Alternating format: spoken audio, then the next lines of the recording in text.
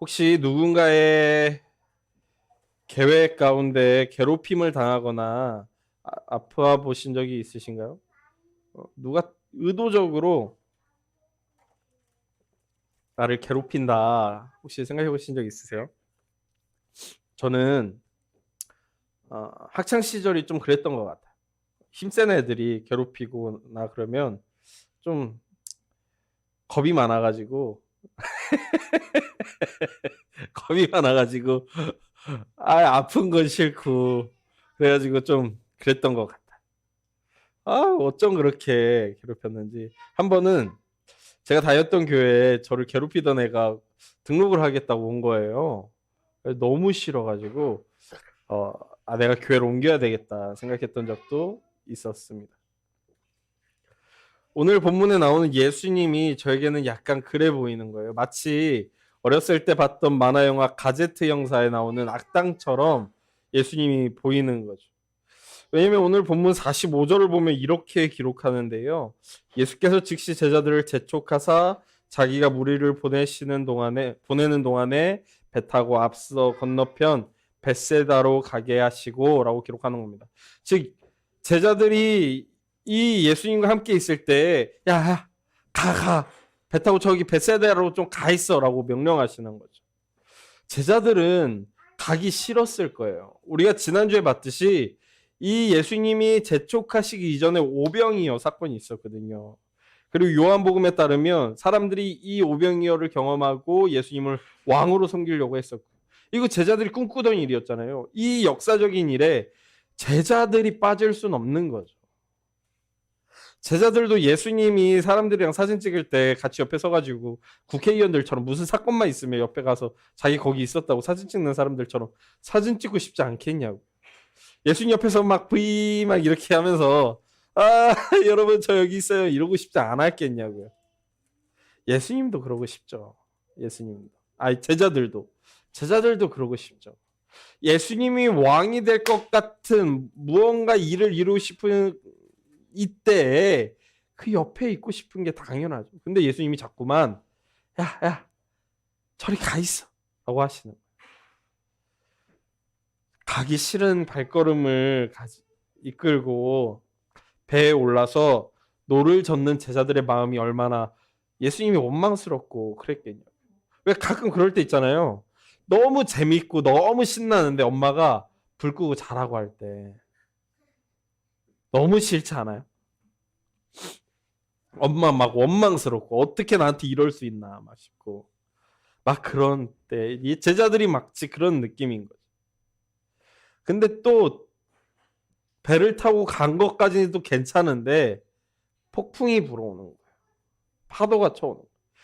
예수님께 순종했는데 폭풍이 쳐올 때 예수님은 이 바람이 불 것을 아시고 파도가 크게 칠 걸 아시고 제자들이 밤새 노를 저을 걸 아심에도 불구하고 배를 타고 가라라고 명령하신다는 건 건너가라는 게 아니라 폭풍을 향해 가라고 명령하시는 것과 같은 것이죠. 근데 이것도 화가 날 것 같아요. 그런데 더 섭섭한 건 예수님께서 밤 4경쯤 그러니까 새벽 3시에서 6시 사이에 어느 때쯤 이 일이 제자들이 전날 저녁에 노를 젓기 시작했는데 새벽 3시에서 6시 사이니까 최대한 8시간 정도의 노를 젓고 있었거든요. 그런데 이때 예수님께서 이 제자들이 고생하는 걸 보시고는 걸어오기 시작하세요. 바다를 뚜벅 세상에 물 위를 걸어서 오기 시작하시는데 마가는 그 장면을 이렇게 기록합니다. 오늘 본문 48절이에요. 바람이 거스름으로 제자들이 힘겹게 노젓는 것을 보시고 밤 4경쯤에 바다 위로 걸어서 그들에게 오사 지나가려고 하심에 라고 기록하는 거죠. 그러니까 이런 거예요. 제자들이 이렇게 노를 젓고 있는데 예수님께서 걸어오시더니 노를 젓고 있네 하고 그 옆을 그냥 지나가는 거예요. 이건 너무 섭섭하잖아요. 이건 너무 속상하죠. 우리가 고생하는 게 누구 때문이냐고. 우리가 이렇게 힘든 게 누구 때문이냐. 우리 사실 가끔 그런 생각하잖아요. 우리가 예수님 안 믿었으면 사실 좀 더 편했겠다. 주일 아침 이렇게 일찍 일어날 필요도 없었고, 주일 하루 종일 남들 그냥 여행 다니고 남들 그냥 편하게 살 때 이렇게 고생할 필요도 없었고, 사실 우리가 하나님 믿는 사람이라는 그 명목 때문에 우리의 양심의 가책으로 인해 얼마나 많은 손해를 봤어. 세상에 예수님 안 믿는 사람들은 자신의 양심도 없이 그냥 자신의 이득을 쫓아 살아가는데, 우리는 양심이란 이름 때문에, 예수님 믿는 사람답게 살자는 명목 때문에 얼마나 많은 손해를 봐요. 그런데 그렇게 손해봤을 때 예수님이 딱 나타나시더니, 이 착한 종아, 이 은금 동독기 다 가져가라 이러시면, 이러면 예수님 믿을 만하지. 예? 우리가 양심대로 살 때마다 나타나셔서 그 양심에 대한 대가를 주시고, 우리가 손해를 보면 볼 때마다 마치 주일에 하루 딱 고생해서 교회 섬기고 나면 저녁에 누웠을 때 에너지 드링크를 막 먹인 것처럼 딱 자고 일어났는데 막 에너지가 막 활력이 넘쳐나면 주일 섬길만 하고, 독수리가 날개쳐 오른 것처럼 날아오를 거라고 하신 언약에 따라 월요일 아침이 매우 활기차면 할만하죠. 그런데 그렇지가 않잖아요. 마치 예수님이 내 곁을 그냥 지나간 것처럼 우리의 양심의 대가는 손해고, 주일의 헌신의 대가는 월요일에 물 묻은 솜덩이처럼 축축 처지는 우리의 육신을 보면, 예수님 그냥 지나치시는 것 같다 싶은 거죠. 제자들의 심정은 더욱이 무섭고 두려웠을 거예요. 여러분 생각해 보세요. 어두운 밤 새벽 4시에서 5시 정도에 해도 없고 지금 비가 내리기 때문에 구름이 가득해서 달도 가려져 있고 별도 가려져 있는 상황에, 빛 없는 이 암흑에 높은 파도로 인해 끊임없이 7시간 8시간을 노를 저어서 체력은 극한에 다다랐을 때에 예수님이 그 옆을 지나가시는 거예요. 근데 예수님이 마치 보호막을 친 것처럼 안 젖으셨을까요? 난 그랬을 것 같진 않아. 꽤나 젖으셨겠지. 젖은 옷과 젖은 머리를 하고 터벅터벅 무리를 지나가시는 예수님을 볼 때 예수님인지 이들이 몰랐어요. 이들은 본문에 보면 귀신인 줄 알고 놀랐다. 빛도 없는 밤에 목숨의 위협도 있는데 그 곁을 지나가는 귀신을 보면서 이들이 얼마나 놀랐겠냐.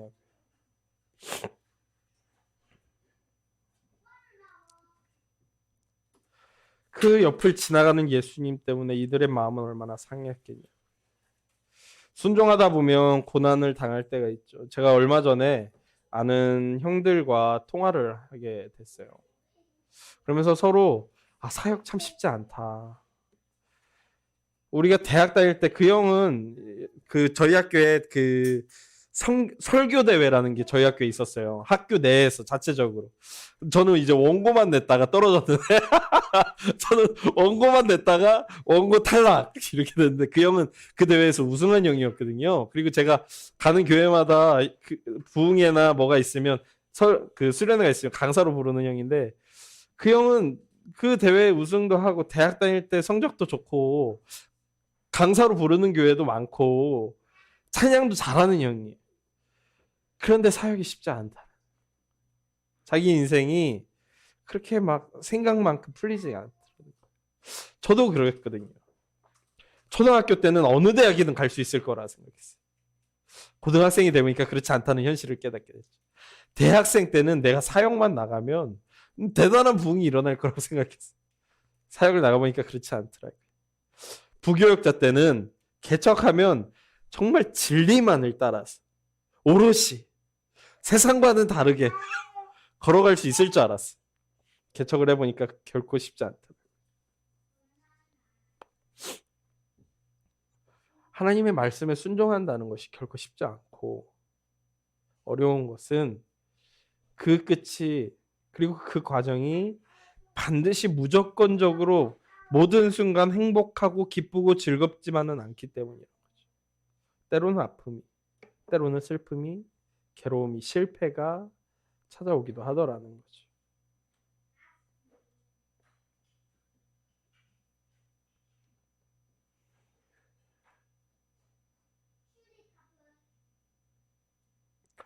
그래서 지금도 수많은 성도님들이 스스로를 가나안 교인이라 칭하며 교회를 떠나는 듯합니다. 목회자로 인해 상처받고, 교회로 인해 상처받고, 또 때로는 하나님으로 인해 상처받고 교회를 떠나가곤 하는 거죠. 오늘 본문은 그렇게 지나가는 예수님에 대해서 제자들의 반응을 이렇게 이야기해요. 오늘 본문 51절입니다. 배에 올라 그들에게 가시니 바람이 그치는지라 제자들의 마음이 심히 놀라니라고 표현해요. 제자들이 지금 놀라고 있어요. 이런 제자들의 반응을 마태는 조금 더 생기 있게 표현해 주는데요. 마태 아저씨는 이렇게 그 장면을 그려요. 마태복음 14장 33절입니다. 배에 있는 사람들이 예수께 절하며 이르되 진실로 하나님의 아들이로소이다. 그러니까 예수님께서 지나가시다가 제자들의 요청에 의해 그 배에 타시자 바람과 바다가 잠잠해졌어요. 그러자 제자들이 이렇게 고백하죠. 당신은 진실로 하나님의 아들이십니다. 이 고백이 의미가 있는 건요. 이전에도 이들이 이와 비슷한 일을 경험했기 때문이에요. 우리가 마가복음 1장 1절부터 지금까지 나누는 중에 마가복음 4장을 이미 나눴잖아요. 마가복음 4장에 보면 이미 예수님과 제자들이 배에서 폭풍우를 만나는 걸 경험했어요. 그때 예수님은 주무시고 계셨죠. 제자들이 예수님을 깨워서 주님, 우리가 죽게 된 것을 이렇게 도와주지 않으실 겁니까? 하자 예수님께서 일어나서 이 믿음이 없는 자들아 라고 책망하시고 파도와 바다를 잠잠케 하신 적이 있죠. 그때 이들의 고백은 이거였어. 그 사람들이 놀랍게 여기 이르되 이가 어떤 사람이기에 바람과 바다도 순종하는가. 예수님을 향해서 뭐라고 이야기했다고요? 이가 누구이기에. 그런데 마태가 보여주는 오늘 본문의 제자들의 반응은 이렇다고. 배에 있는 사람들이 예수께 절하며 이르되 진실로 하나님의 아들이십니다. 마가복음 4장에서의 경험과 마가복음 6장에서의 경험은 사실 비슷해. 배에서의 위협, 예수님의 침묵, 예수님이 깨어서 바다와 폭풍우를 잠잠케 하시는 것. 그런데 무엇이 달라져 있죠? 제자들의 고백이 달라져 있어요. 이가 누구이기에서 당신은 하나님의 아들이십니다로 바뀌어져 있죠. 그리고 이것은 잠시 후 예수님과 제자들이 가버나움이란 지역에서 서로 대화를 나눌 때 꽃피우게 돼요. 사람들이 나를 누구라 하느냐라고 물어볼 때 제자들은 사람들의 이야기를 통해서 사람들이 엘리야라고도 하고요. 사도 요한이라고도 하고요. 선지자라고도 합니다. 라고 이야기하죠. 예수님께서 제자들을 향해서 그럼 너희는 나를 누구라고 하겠느냐고 묻자 제자들은 이렇게 이야기해요. 당신은 하나님의 아들이십니다. 당신은 그리스도시요 하나님의 아들이십니다. 라고 고백하게 돼요. 이 제자들의 인식의 변화는 그 사이사이에 있는 이 사이사이에 있는 예수님의 가르침과 예수님이 하시는 이적들을 통해서 이루어지는 것들이죠. 실제로 이들이 경험하고 있는 오늘의 장면은 하나님을 경험하는 거예요. 구약 성경은 바다 위를 걸을 수 있는, 물 위를 걸을 수 있는 것은 하나님의 권능이라고 이야기해요. 욥기 9장 11절, 9장 8절이나 시편 77편 19절을 보면 물 위를 걷는 것에 대해서 하나님이 하신다라고. 즉 제자들이 예수님이 물 위를 걸어오는 것을 보는 것은 하나님이 오는 것을 보는 거라. 그러니까 이들의 고백이 바뀌어 있는 것이죠. 당신은 하나님의 아들이십니다. 예수님이 이 제자들을 폭풍으로 보내시면서 이들을 고난과 고통 가운데 보내시면서 이들에게 보여주고 계신 오늘 모습, 자신의 모습은 나는 하나님이다 라는 것. 초대교회는 이걸 분명히 인식하고 있었어요. 초대교회에 두 가지 싸움이 있었어요. 예수님이 과연 신이냐 신에 가까운 사람이냐. 초대교회는 전통 가운데에 예수님은 신이다 라는 것을 받아들였습니다. 오늘 본문은 바로 그것을 보여주는 본문 중에 하나이죠. 예수님은 하나님이시다. 물 위를 걸으시는 하나님이시다. 바다를 복종케 하는 하나님이시다. 고통과 고난 가운데 우리를 구원하시는 하나님이시다. 이 본문을 이렇게 보자 우리 삶에 있는 고통에 대해서 이해하게 됩니다. 하나님과 예수님은 우리의 삶의 고통을 지우개로 지우지 않았어요. 없는 것처럼 만들지 않았어요. 우리는 하나님을 안 믿는 사람과 똑같은 일상을 살아가면서 하루 온종일 교회에서 섬기면 피곤한 육체 가운데 살아가도록 하나님께서는 두셨어요. 양심의 가책 가운데 손해를 보면 그 손해를 감내하게 두셨어요. 우리의 삶에 하나님께서는 그런 한계성과 고통을 허락하셨어요. 그러나 거기가 끝이 아니라는 것이 이 고난의 이유죠. 고난의 목적은 거기가 우리의 삶의 종착지로서 있는 것이야. 고난은 그 고난을 통해 그 너머에 계시는 하나님을 인식하도록 계획되어 있는 것이죠. 우리 사역자들이 오늘 경험하고 있는 삶의 한계성은 이 사역이 나의 어떤 재능이나 나의 어떤 열심이나 나의 어떤 성실함이나 나의 정직함이나 나의 어떠함에 의해서 이루어지는 것이 아니라 하나님께서 이루시는 것임을 인식하게 합니다.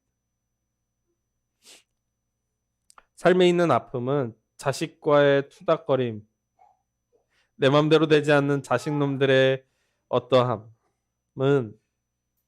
유진 피터슨 아저씨는 그렇게 이야기. 거룩한 10대, 거북한 10대라는 책이 있거든요. 청소년 시기에 자식을 둔 중년의 가정은 폭풍우를 경험하게 된다는 거예요. 자식이 아니면 어느 정도 가정이, 직장에서의 위치가, 일상이 평탄하게 유지되기 때문에 하나님을 인식할 수 없는 중년의 부모에게 10대라는 광풍을 보내주심으로 해서 하나님을 인식하게 한다라고 말씀하세요.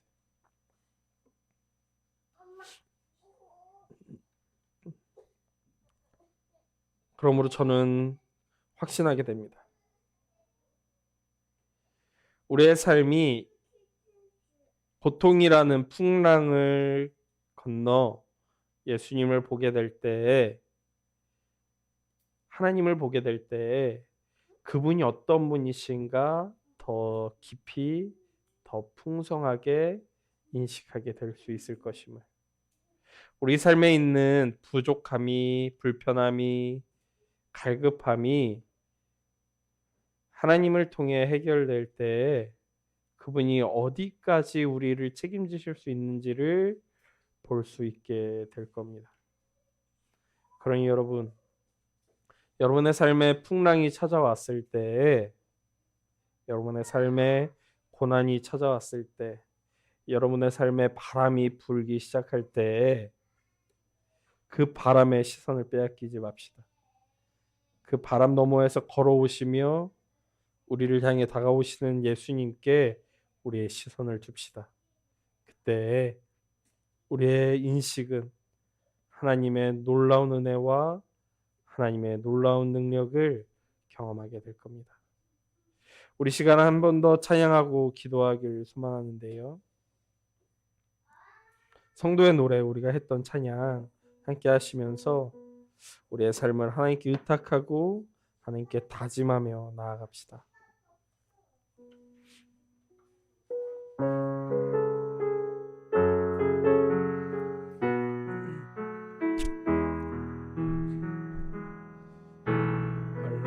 가난과 고난, 수고로움 속에도 성도는 그 믿음을 지켰네. 주를 섬기는 일에 자신을 다 드리며 진리의 말 말씀과 성령으로 그 길을 걸은 환난 가난과 고난 수고로움 속에도 성도는 그 믿음을 지켰네. 주를 섬기는 일에 자신을 다 들이며 진리의 말씀과 성령으로 그 길을 걸었네. 그리스도 안에서 자유케 하시고 그리스도로 인하여 자유케 되었네. 우리는 무명하나 유명한 자요 죽음의 위기 속에도 참 생명 가졌고 근심 하나 기뻐하며 가난하나 다른 이를 부유케 하는 자로다. 우리는 무명하나 유명한 자요 죽음의 위기 속에도 참 생명 가졌고 근심 하나 기뻐하며 가난하나 다른 이를 부유케 하는 자로다. 이 시간 함께 기도하실 때요, 여러분의 삶에 어떤 풍랑이 고통이 찾아오는지 알 수 없지만 주님 이 고통을 우리의 종착지로 여기지 않겠다고, 이 고통 뒤에서 우리를 인도하시며 섭리하시는 하나님의 섭리를 신뢰하겠다고, 그러므로 이 고통이 끝났을 때 우리도 제자들과 같이 주는 그리스도시요 하나님의 아들이십니다 고백하는 우리가 되겠다고 함께 기도하시죠. 기도하겠습니다.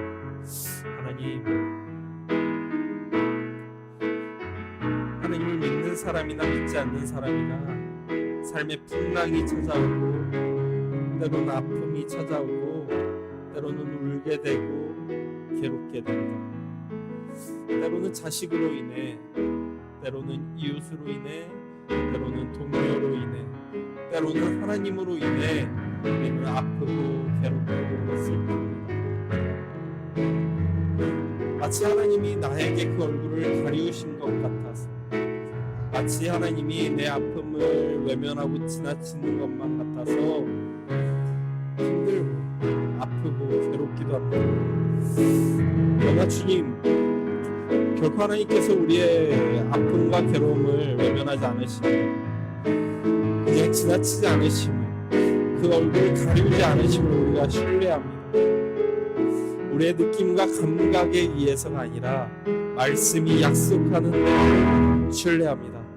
하나님, 우리의 괴로움이 우리가 감당할 수 없을 만큼 너무 길지 않게 인도하여 주시고, 우리가 하나님을 신뢰하는 가운데 하나님의 일하심을 경험하며 고통이 끝나게 하여 주시고 괴로움이 멈추게 하시고 눈물이 닦여질 수 있도록 인도하여 주십시오.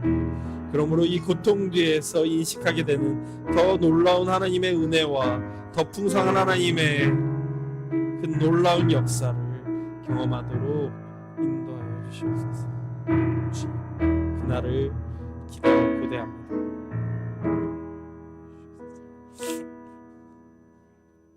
하나님,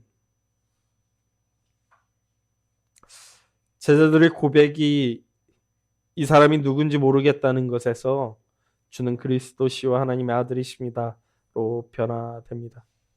그것은 그들의 삶 가운데 예수님과 동행하는 가운데, 예수님과 함께 살아가는 가운데 그분의 가르침이, 그분이 보여주신 이적이, 그리고 그 삶에서 경험하게 되는 고통과 아픔 가운데에 그분의 일하심이 예수는 하나님이시라는 것을 경험케 하였기 때문입니다. 하나님, 우리의 삶에도 동일한 일들이 있기를 소망합니다. 예수님이 누구신지를 경험케 하여 주십시오. 세상이 결코 알 수 없는 우리의 삶을 그저 지나치지 않으시고 외면하지 않으시고 찾아오셔서 고통 가운데서 건지시는 하나님을, 갈급함 가운데서 건지시는 하나님을 경험하도록 인도하여 주십시오. 그러므로 우리의 고통이 끝났을 때, 슬픔이 멈추었을 때, 눈물이 닦여졌을 때 예수는 하나님이시라, 예수는 그리스도시라 삶으로 고백하는, 믿음으로 고백하는, 진실로 고백하는 우리 모두가 되도록 인도하여 주시옵소서. 오늘도 이 교회를 위해 헌금하시는 분들 계십니다. 주님께서 그 삶을 붙들어 주시고 그 헌금이 마땅히 교회를 위해 마땅히 쓰여질 곳에, 그리고 쓰여지는 곳마다 하나님의 나라가 새로 세워지는 놀라운 일들이 있도록 인도하여 주시옵소서. 오늘도 우리와 함께 하시며 우리를 인도하여 주시는 주님께 감사하며 예수님의 이름으로 기도했습니다. 함께 주기도문 하겠습니다. 하늘에 계신 우리 아버지, 아버지의 이름을 거룩하게 하시며 아버지의 나라가 오게 하시며 아버지의 뜻이 하늘에서와 같이 땅에서도 이루어지게 하소서. 오늘 우리에게 일용할 양식을 주시고 우리가 우리에게 잘못한 사람을 용서해 준 것 같이 우리 죄를 용서하여 주시고 우리를 시험에 빠지지 않게 하시고 악에서 구하소서. 나라와 권능과 영광이 영원히 아버지의 것입니다. 아멘.